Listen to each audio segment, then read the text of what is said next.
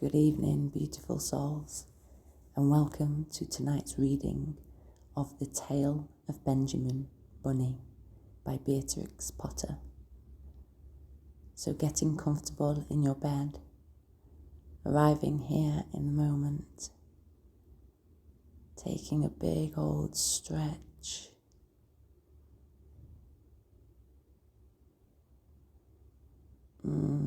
stretching out the muscles.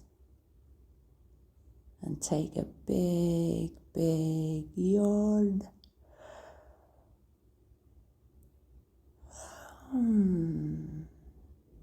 Releasing any tension in your jaw. And grounding yourself here in the moment. Becoming present. Noticing anything that you can smell around you in the room.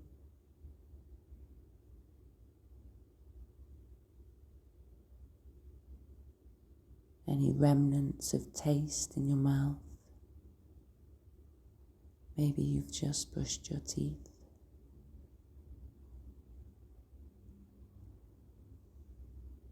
And paying attention to any sounds that you can hear.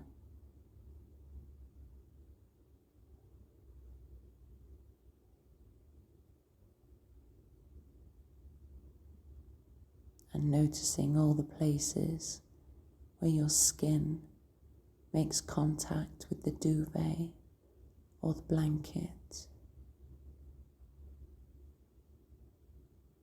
And find yourself sinking into your mattress.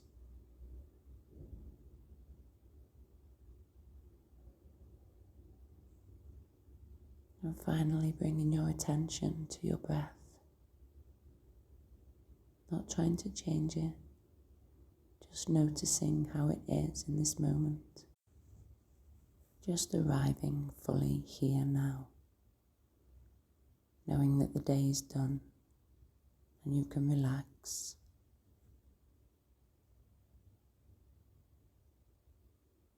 And when you're all comfortable in your bed, we will begin with our tale of Benjamin Bunny. One morning, a little rabbit sat on a bank.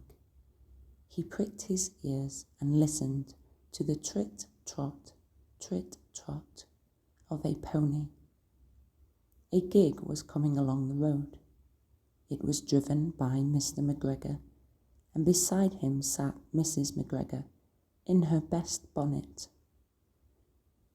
As soon as they had passed, little Benjamin Bunny slid down into the road and set off with a hop, a skip and a jump to call upon his relations who lived in the wood at the back of Mr. McGregor's garden. That wood was full of rabbit holes, and in the neatest, sandiest hole of all lived Benjamin's aunt and his cousins, Flopsy, Mopsy, Cottontail and Peter. Old Mrs. Rabbit was a widow. She earned her living by knitting rabbit wool mittens and muffetees. She also sold herbs and rosemary tea and rabbit tobacco, which is what we call lavender. Little Benjamin did not very much want to see his aunt. He came round the back of the fir tree and nearly tumbled upon the top of his cousin Peter. Peter was sitting by himself. He looked poorly and was dressed in a red cotton pocket handkerchief. "Peter," said little Benjamin in a whisper, "who has got your clothes?" Peter replied, "The scarecrow in Mr. McGregor's garden," and described how he had been chased about the garden and had dropped his shoes and coat. Little Benjamin sat down beside his cousin and assured him that Mr. McGregor had gone out on a gig, and Mrs. McGregor also, and certainly for the day, because she was wearing her best bonnet. Peter said he hoped that it would rain. At this point, old Mrs. Rabbit's voice was heard inside the rabbit hole, calling, "Cottontail, Cottontail, fetch some more chamomile." Peter said he thought he might feel better if he went for a walk. They went hand in hand and got upon the flat top of the wall at the bottom of the wood. From here, they looked down into Mr. McGregor's garden. Peter's coat and shoes were plainly to be seen upon the scarecrow, topped with an old tam-o'-shanter of Mr. McGregor's. Little Benjamin said, "It spoils people's clothes to squeeze under a gate. The proper way to get in is to climb down a pear tree." Peter fell down head first, but it was of no consequence, as the bed below was newly raked and quite soft. It had been sown with lettuces. They left a great many odd little footmarks all over the bed, especially little Benjamin, who was wearing clogs. Little Benjamin said that the first thing to be done was to get back Peter's clothes in order that they might be able to use the pocket handkerchief. They took them from the scarecrow. There had been rain during the night. There was water in the shoes, and the coat was somewhat shrunk.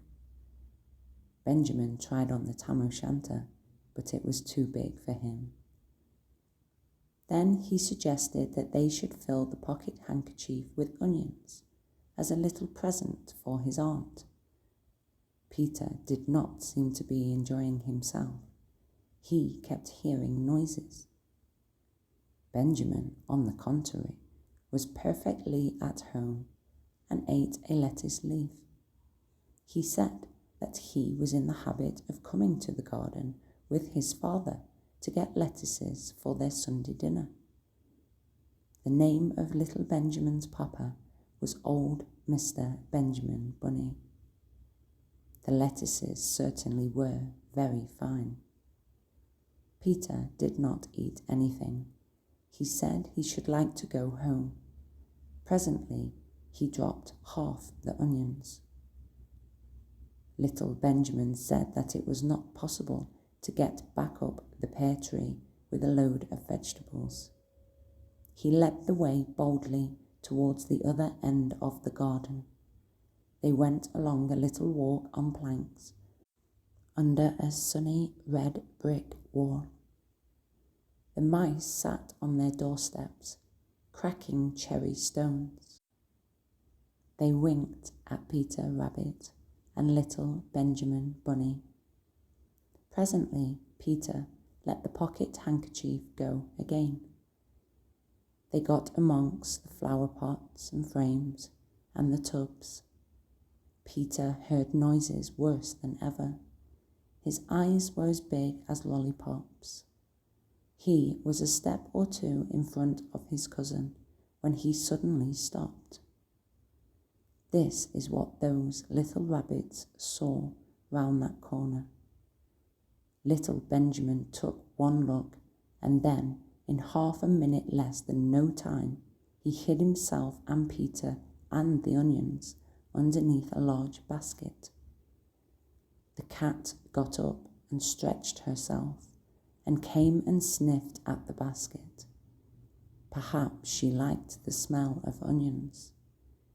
Anyway, she sat down upon the top of the basket. She sat there for 5 hours.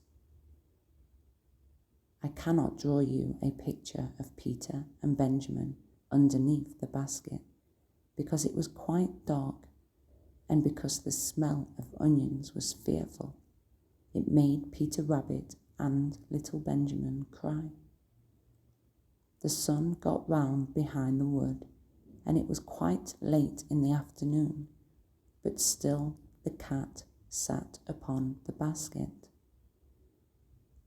At length there was a pitter-patter, pitter-patter, and some bits of mortar fell from a wall above. The cat looked up and saw old Mr. Benjamin Bunny prancing along the top of the wall of the upper terrace. He was smoking a pipe of rabbit tobacco and had a little switch in his hand. He was looking for his son. Old Mr. Bunny had no opinion whatever of cats.